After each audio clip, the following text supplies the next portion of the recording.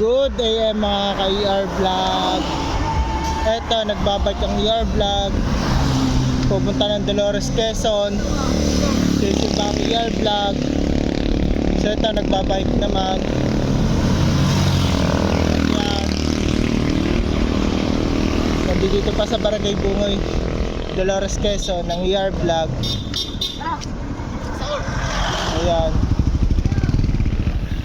So may nakita pa ang ER Vlog na nagbabike din, galing na siya ng Dolores, Quezon.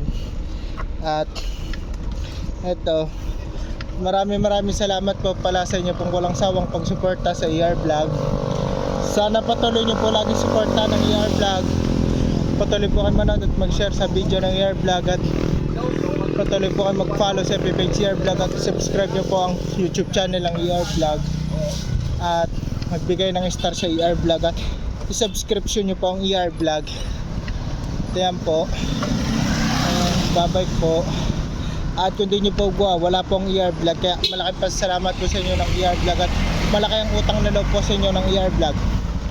Lahat po na nakakamit na blessing ng ER Vlog ay dahil po sa inyo. Kaya maraming salamat po.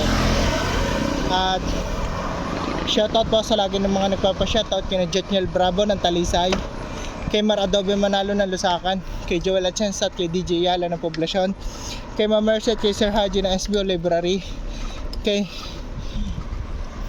Ate Alice Dalawiga ng SB, kay Boss Bunny Romulo Mendoza ng nagtatrabaho siya sa SB pero nakatira siya sa Lusakan, sa ninong ko sa Bulacan kay Ninong Alexi Barle, kay Kapitan Jun Fernando ng Ayusan Uno, kay Mamaros ng MSWD, kay Christian Tano Magbo ng Kipot, kay Sweetie Vlog, kay Utoy anak ni Inay Del Rosario, sa pinasya-shoutout ng kaklasiko na si Tyron Evangelista, kay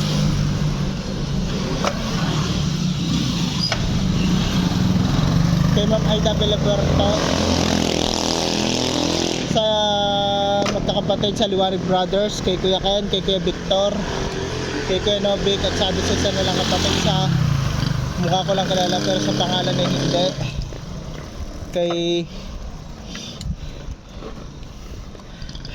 kay Sweetie Vlog, kay Uta anak ni Neneng Del Rosario, kay Mami Lynn Gapus, kay Good Vibes Vlog, at kay Sir Willie Dado. Sa mga gusto po magpa-shoutout sa ER Vlog, open lang pong ER Vlog, basta mag-comment lang po kayo sa mga video ng ER Vlog at isa-shoutout po kayo ng ER Vlog. So ayan po mga nadadaanan dito ng ER Vlog dito sa may Barangay Bungoy.